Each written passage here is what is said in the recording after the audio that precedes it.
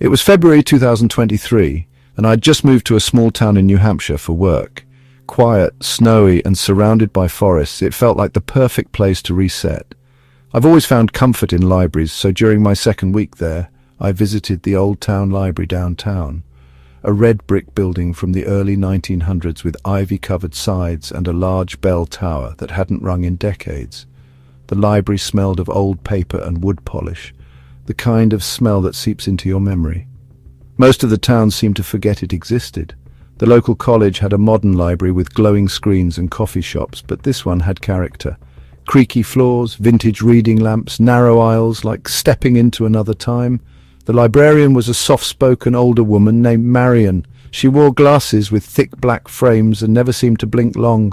When I asked for a quiet spot to read, she pointed me toward the back corner. A narrow hallway labeled Archive Restricted. I assumed restricted was more about caution than prohibition. She didn't stop me, so I went.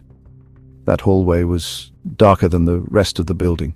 A single yellow light buzzed overhead, and there were metal shelves filled with tattered books, record boxes, and stacks of newspapers tied with string. It was colder back there, too. At the very end was an old wooden table, and next to it a strange metal cart, stacked with books that hadn't been touched in years. I sat at the table and lost myself in a book for what felt like hours, but when I finally checked my phone, the signal was gone, and the time had jumped. It was 5:48 p.m. and the library closed at 6. I packed up and turned around, but something was wrong. The hallway seemed longer, much longer. I couldn't see the main library lights anymore.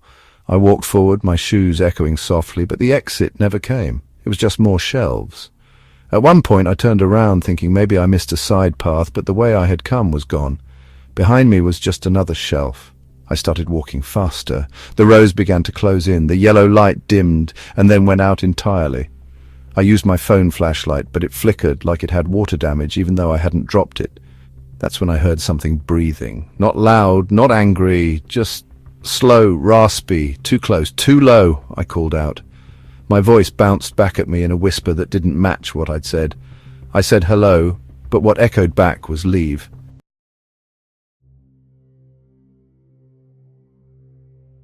The air felt tighter, heavier, like it didn't want me there. My flashlight caught something ahead. A door? No. It was a tall, narrow bookcase with nothing on it but a single journal. Red leather, no title. I should have ignored it. But something compelled me. I picked it up, flipped to the middle and read a sentence scribbled in what looked like rust-colored ink. It said, "The last to read will be the next to stay." I dropped it. Instinct took over. I ran. I don't know how long or in what direction. Just ran, turning corners, weaving between shelves until finally I collided with something solid. An old filing cabinet.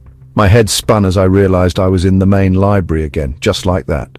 Marion stood across the room near the front desk. She stared at me like I had just returned from war. "You shouldn't have gone back there," she said quietly, more disappointed than angry. "That section hasn't existed since the fire in 1972. I stared at her, confused. What fire? She just walked over and handed me a faded newspaper clipping from beneath the desk. It read, "Tragedy strikes 3 students lost in library basement blaze. No remains found."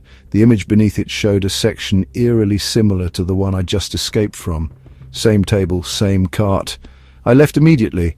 I never went back, even when Marion called to say my library card had been found in the restricted section, still sitting on that old wooden table. I hadn't even noticed I'd lost it. But every so often, when I'm in a new library, a certain cold corner will feel too familiar. And once, I swear, I saw the red leather journal again, sitting on an unmarked shelf, waiting. Back in September 2019, I was volunteering for community service hours at a small rural library in northern Arizona.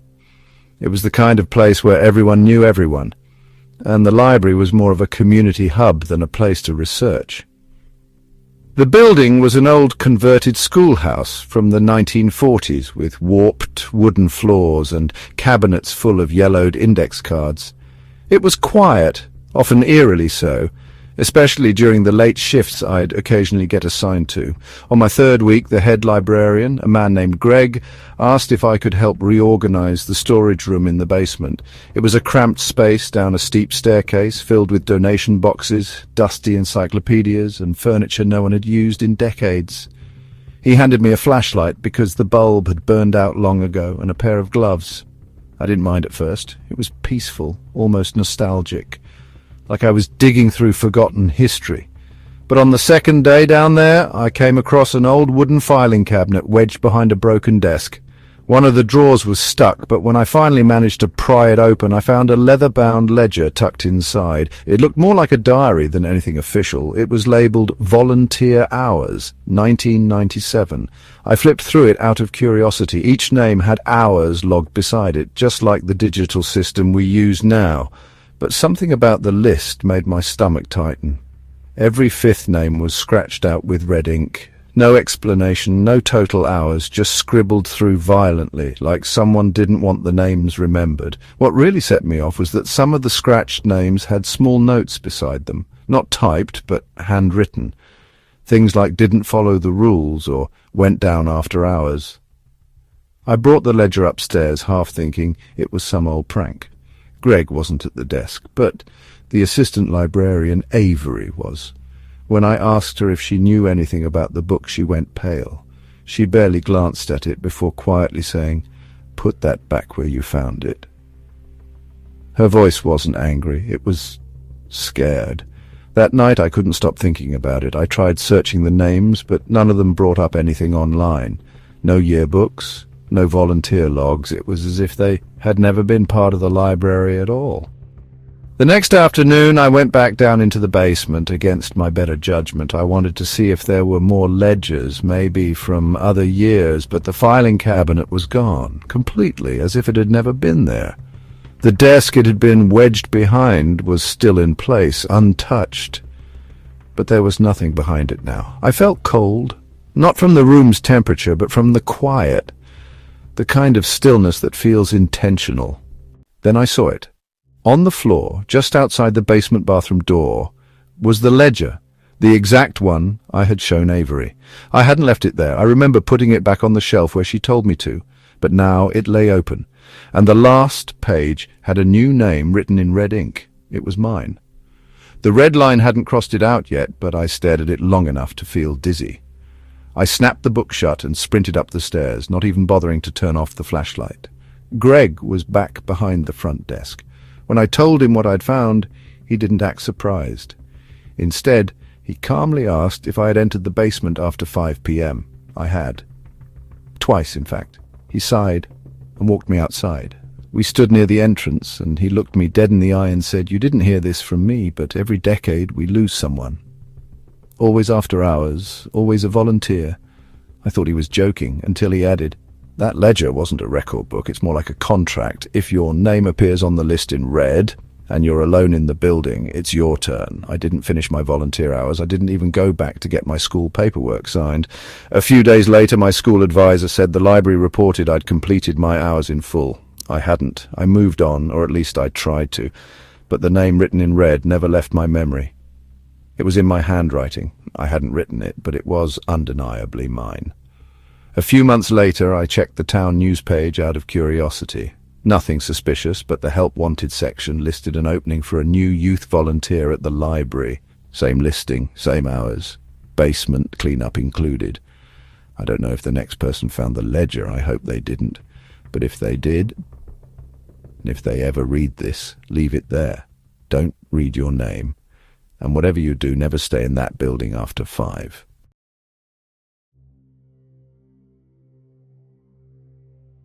In October 2022, I took a part-time job as a custodian at a university library in Pennsylvania. I was a night worker, coming in after the place had closed to clean the restrooms, vacuum, wipe down tables, and take out the trash. It wasn't glamorous, but it was quiet, and I liked being alone.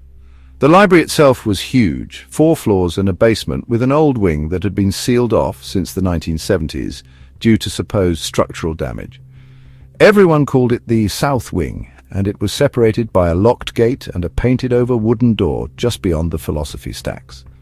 On my first week, my supervisor gave me a skeleton key but told me never to use it on the south wing. His words were, "We don't clean there. Ever. Don't even bother." I thought he was exaggerating, maybe even trying to mess with me, but it intrigued me, so I checked it out one night after finishing early. The gate was thick iron and chained, but the wooden door just past it didn't even look like it had a handle, just a hole where one might have been long ago. There were no lights beyond it, only a stale draught that carried a faint scent of dust and something older, like wet stone or antique wood soaked in mildew.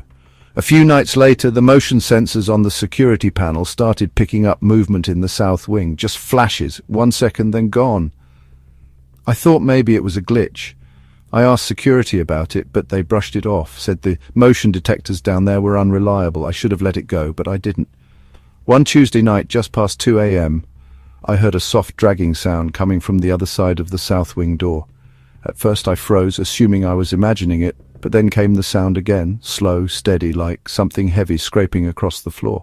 I called out but got nothing back. I should have left, but that key in my pocket felt heavier than it ever had before. I stood in front of the door, held my breath, and slid the skeleton key into the tiny lock above the paint. I didn't expect it to work, but it did. The door creaked open like it hadn't been touched in years. Inside was pitch black, so I shined my flashlight and stepped in. The air was cold. Not just chilly, cold. There were no windows, no real signs that anyone had been there recently. But the room was full of books, not in shelves, stacked in irregular towers, leaning G dangerously, some lying open on the floor.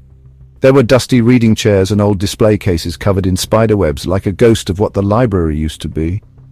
As I moved deeper, I noticed something odd. The books all had no titles on their spines, no barcodes, no publisher markings, just plain black or brown covers. Some looked handmade, like the bindings had been sewn with thick thread. I picked one up and opened it. It wasn't written in any language I knew. Symbols, almost runic, filled the pages, with the occasional sketch. Human faces contorted in agony, skeletal hands reaching through darkness, eyes drawn in obsessive detail. I closed it fast, disturbed. Then the lights behind me flickered, only for a second. But when I turned around, the door was gone.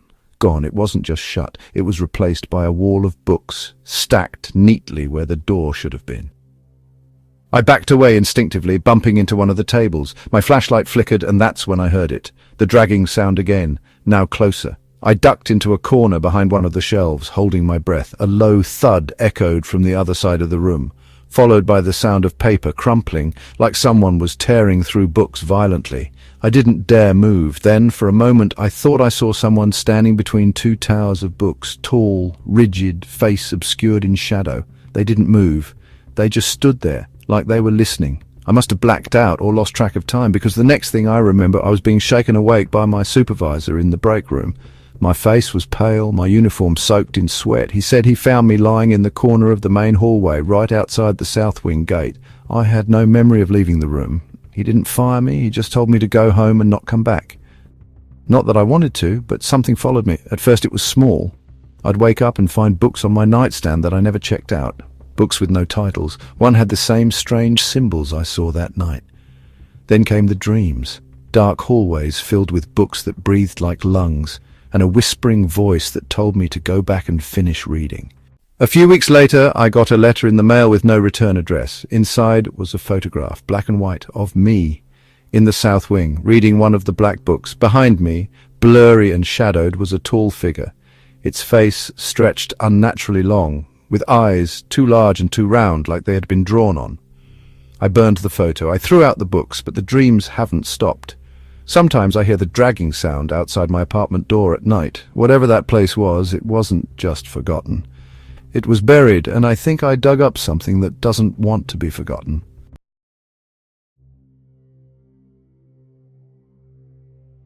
And that wraps up our dive into 3 truly unsettling library horror stories.